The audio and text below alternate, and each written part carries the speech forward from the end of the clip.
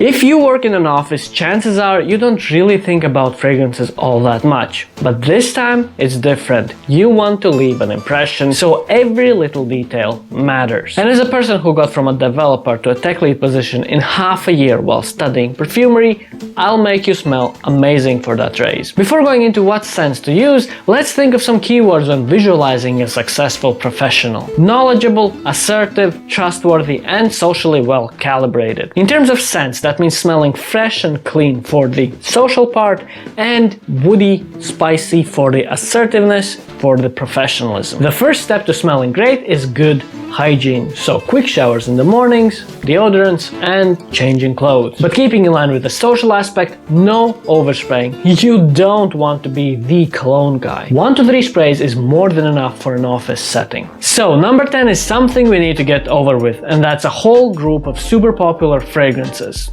The blue shower jelly type stuff. So it's your Bleu de Chanel's, Sauvages, and the rest of them. I would recommend Prada Luna Rossa Carbon as a cheaper, better blended alternative to Sauvage, or Histoire de Parfums. This is not a blue bottle, as a more unique and I would say more ironic take on the formula, with the spicy pineapple accord that I definitely can pick up there. And this ties in quite well with the number 9 fragrance in the list.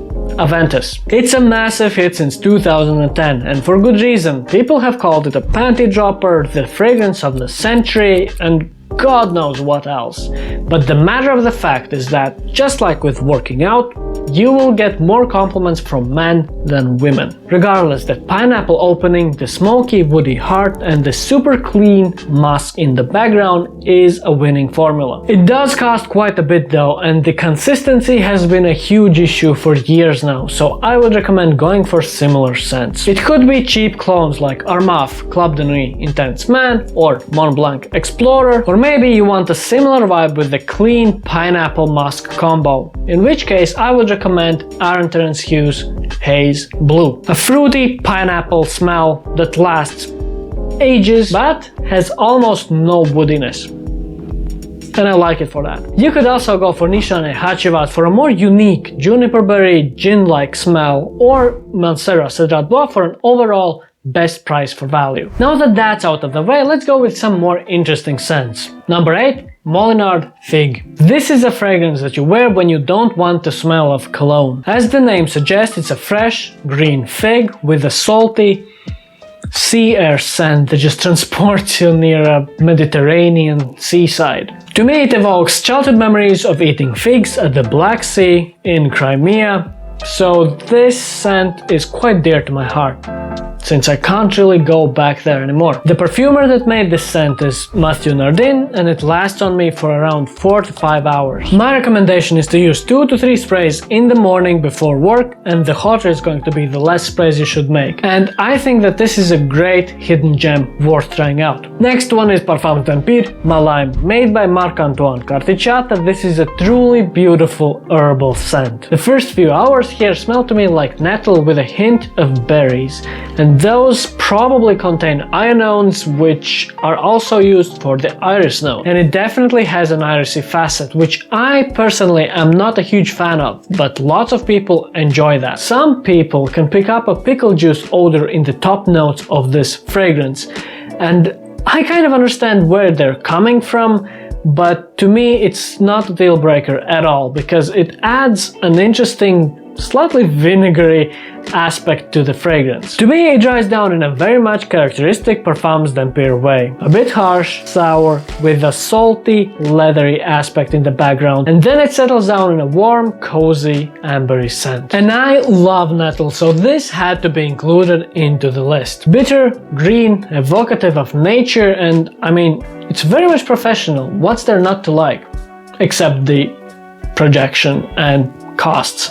So if you want a green nettle scent with zero regard to budget, this is your fragrance. Number 6 is a summery freshy Mon Vetiver from Essential Parfums. This is a fragrance that contains one of my favorite materials, vetiver. It usually smells quite smoky, woody, bitter, nutty, and quite masculine. But here it's combined with fresh mint and some clean, woody musks, cashmeran and probably some others, and in combination it all creates a very snappy feeling. Gone are the dark notes, and now it smells to me very much energetic and happy. Made by Bruno Jovanovic, this is a clean, proper, professional scent that still retains that joy of life. On me it lasts for 4 to 5 hours maximum, so you may want to consider reapplying it during the day. Considering this is a relatively cheap niche, you should be able to afford another round per day. I prefer around 3 sprays in the morning to keep me energized, and then later in the day I would spray another different fragrance for the evening, for let's say a date. And now a fragrance with a name that I always screw up. Etat libre d'orange, Herman Amescotes me parasite une ombre. Right? Yeah, I got it right. This is a sensual fragrance that's still appropriate for the office. It reminds me of a rose in the woods right after rainfall. It's undoubtedly woody in a very much Etat libre d'orange way, meaning it feels like it's old wood.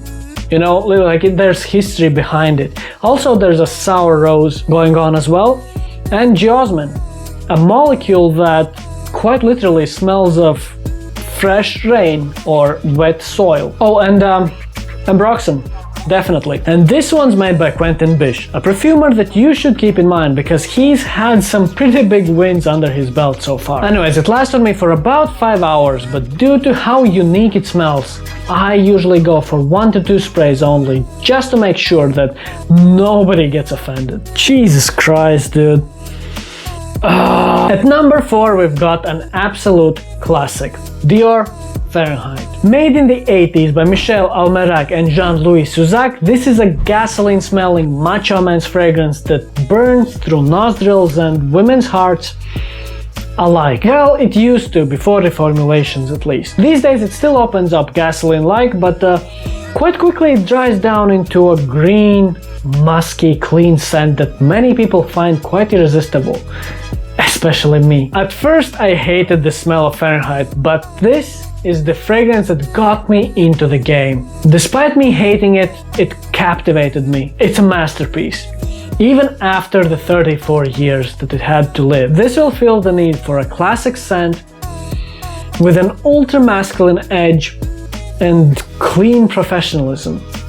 On me it lasts for around 3 to 5 hours, so not much at all, but I don't think you need much more for an office setting anyways. So I think this is ideal for that. In the top 3, continuing with classic masculine scents, we've got Creed Viking. This quite literally smells like high quality Old Spice. Supposedly made by Oliver Creed.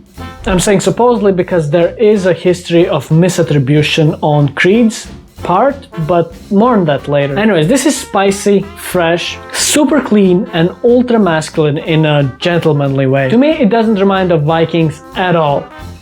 It's more like an archetypical masculine fragrance for men. To me, this is what smelling like a man is all about. And despite being very much classical in the type of scent that this is, it's been released in 2017, which allows it to be up to date with modern standards and conventions. It is fairly long lasting. On me it goes for around 6 to 8 hours, and the price does reflect that. I'd even say that it's a bit overpriced for what it is, but I'm obsessed with it, and this is my default choice when going to the office. In number 2, again, an absolute classic. Hermès Terre d'Hermès Eau de Toilette. Made by a legendary perfumer Jean-Claude Helena, this is the ultimate inoffensive and understated masculine fragrance out there. Citrusy with a woody mineral feel and some spiciness in the background. Honestly, the simplicity here is the genius of this fragrance. It evokes an image of a rather dependable and stoic man who gets stuff done. In my opinion, this is not a compliment monster, but that's exactly the point here. In terms of lasting power, I can smell this on me for around 5 to 6 hours. So if you want a fragrance that would be very much in the background and that would make you the center of the attention rather than the fragrance, this is an ideal pick for that. Bonus time! Before we go into top 1, here are some honorable mentions. Mont Blanc Starwalker. This is one of the cheapest fragrances in the video. It smells very much like a synthetic musk.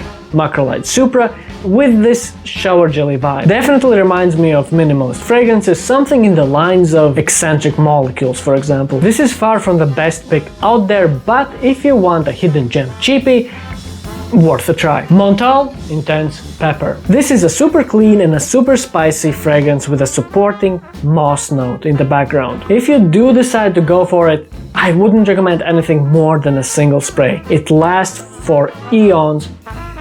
And this black pepper note with this moss and this super clean musk, I love it, but more like a casual scent rather than an official one. It's way too strong. Lalique Hommage à l'Homme. A warm, clean, moderately sweet violet fragrance. Definitely a lot more gentlemanly than Dior's Fahrenheit, but to me this one lacks a bit of oomph. It is a great value for the price though, so it would fit in an office setting any day. And finally, number 1. YSL Kouros. The hands down best office fragrance out there. Strong, soapy, masculine with a good cat piss note kicking through. Wait, let me check my notes. Yeah, the actual first place goes to Tom Ford's Grey Vetiver. It's a clean, long-lasting, woody vetiver scent that pretty much covers all the bases. Easily garners compliments, smells clean, dependable, high class, and well, I really like it. Made by Harry Fremont, this is for all intents and purposes an updated version of Guerlain's Vetiver. He basically removed the old nitro musks, probably musk ketone or muskinone, which to me smell pretty much like farts, and he added in some clean laundry vibes. So this is pretty much just a better version of that, in my opinion. What is there not to love? Simple, easy to understand, and professional. An easy dumb reach fragrance for the office. Any day. By the way, remember when I said that Creed is kind of shady? Here's a video exactly about that. See you there.